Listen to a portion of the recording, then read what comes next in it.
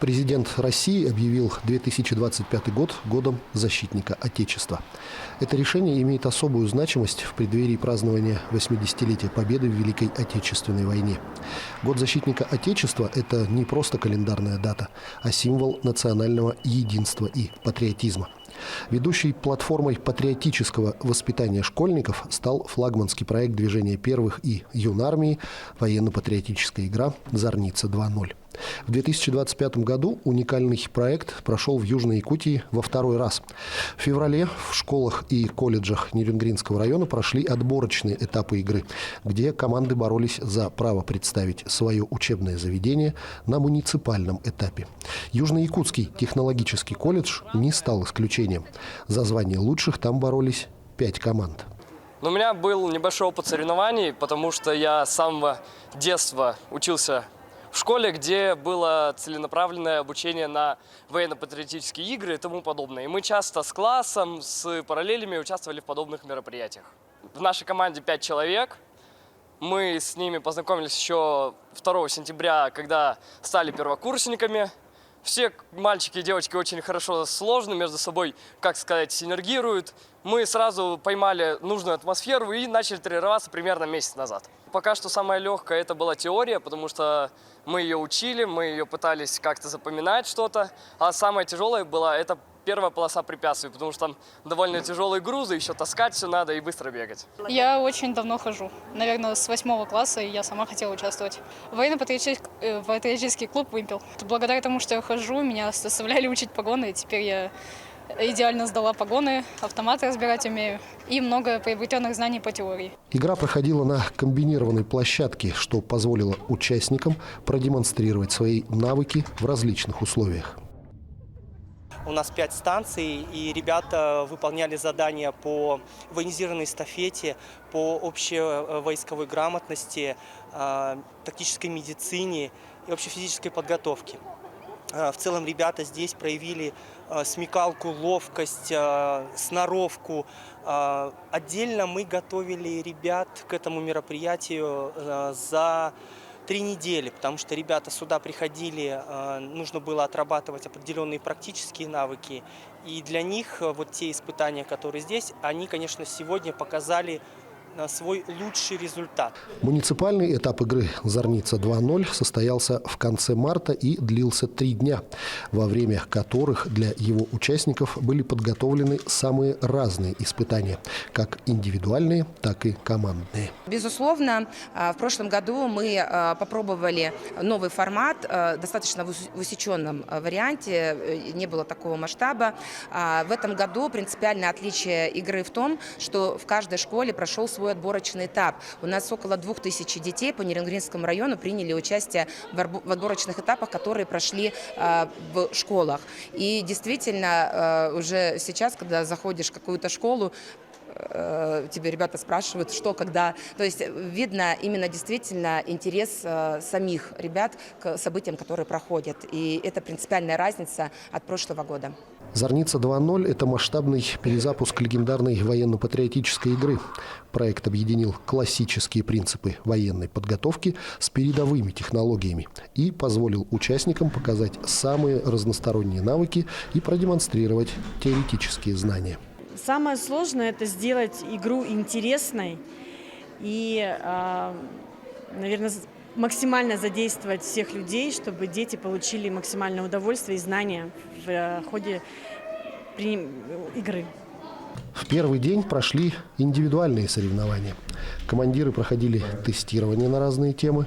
Штурмовики состязались в меткости стрельбы. Медики эвакуировали раненых с поля боя.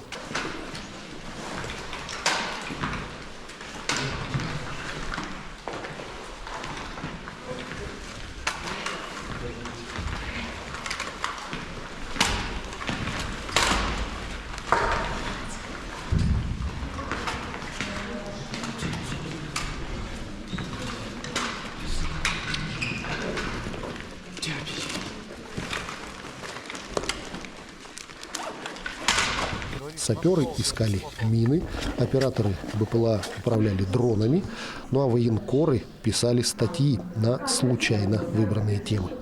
Военкора почему я решила стать? Это получилось совершенно спонтанно. Я вообще знала о Зорнице 2.0, я там зарегистрировалась, но я как-то не думала, что буду принимать участие. И меня, получается, одну из всего класса отобрали. Вот. Ну, и я решила, что военкор — это довольно интересная тема, потому что в будущем я хочу свою жизнь связать с журналистикой или с корреспонденцией.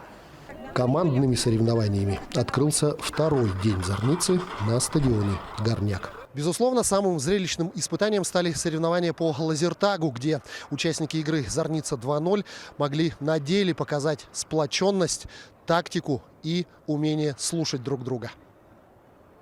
4, 3, 2, 1, начали!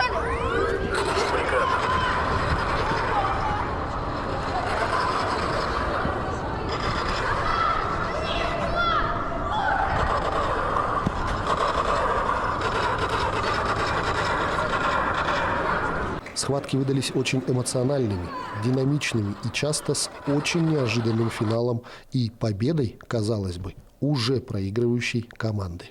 Очень динамично, очень интересно. Мы видим, что детям очень нравится. Явных победителей нету. Кто-то, одна команда какой-то одной номинации лучше, другая в третьей. Ну, в общем, интересно. То есть еще непонятно, кто у нас победитель. То есть интрига остается. Ну вот, я думаю, тактическая игра, это очень интересно. Среднему звену очень понравилось, они тут были счастливы. Но и мне кажется, вот то есть все, что практика, с практикой, разминирование, штурмовики, где они стреляли, медицина, где они вытаскивали с красной зоны. То есть там, где нужно было показать практическое, это самое интересное. И выглядит со стороны красиво, и им очень нравится, интересно. На базе тира школы номер 2 команды показали свои знания и умения в огневой подготовке и стрельбе из пневматической винтовки, а также умение обращаться с оружием.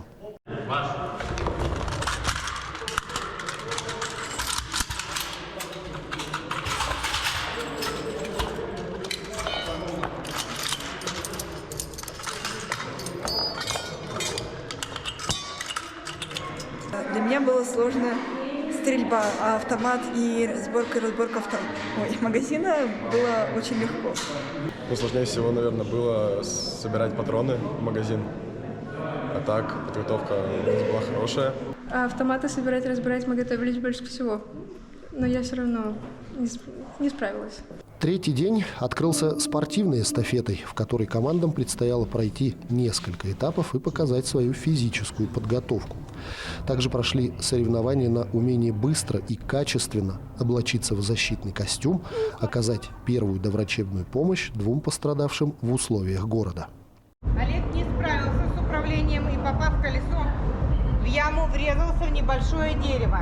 Ветка от дерева попала в предплечье левой руки и осталась в ране.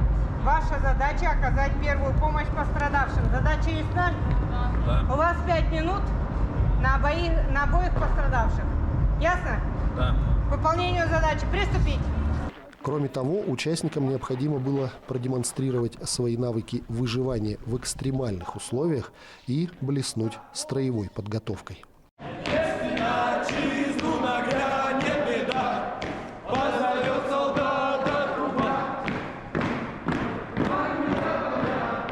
Завершилась Зорница 2.0 торжественным подведением итогов, награждением участников и победителей.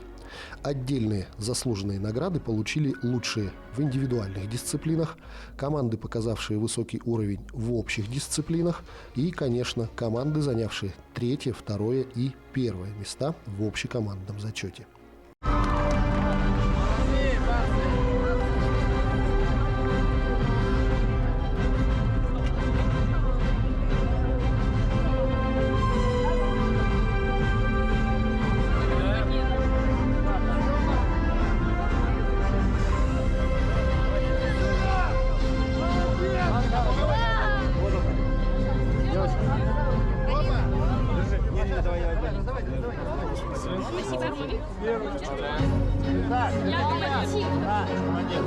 На, командир. И вот так. Давайте подожди. Не убегайте от общего фотографирования. Кого нет еще? Действительно, сегодня был финальный день. Завершился наш трехчасовой марафон в рамках проведения нашего районного этапа «Зорница 2.0». На самом деле все прошло шикарно, я считаю. Вот я вижу по взглядам ребят, вообще по их осанке и вообще вот по их атмосфере, которая сегодня царила здесь. Вот я точно сегодня правильно сказал, что придя в Зорницу, они пришли молодыми юнцами, как говорится, вышли маленькими воинами уже, настоящими защитниками своей родины. И я уверен, что у каждого из участников Зорницы 2.0 останутся в сердце эти дни, и обязательно в будущем они станут настоящими патриотами и настоящими защитниками своей родины. Я этих ребят вообще очень уважаю на самом деле, потому что сегодня в такое время быть в одном строю со своей страной, это очень важно. Я вижу будущее нашей России в этих ребятах великое. Дважды на высшую ступень пьедестала заслуженно выходила команда «Барс-24» информационно-технологического лицея, ставшей лучшей как в средней, так и в старшей возрастной группах. Мы довольно долго готовились, недели 2 ушло на подготовку. Мы упорно старались, трудились. Эти дни для нас прошли не так уж и легко. Поэтому мы гордимся собой и будем побеждать дальше. Все выложились на все 100, и это каждого заслуга лично. Все старались. Для победителей в каждой возрастной категории были предусмотрены призы от Нерюнгринской районной администрации. Это сертификаты на 150 тысяч рублей на обновление материально-технической базы учебного заведения. Победители муниципального этапа будут представлять район на уровне республики уже в апреле. Ну а всероссийский финал запланирован на сентябрь.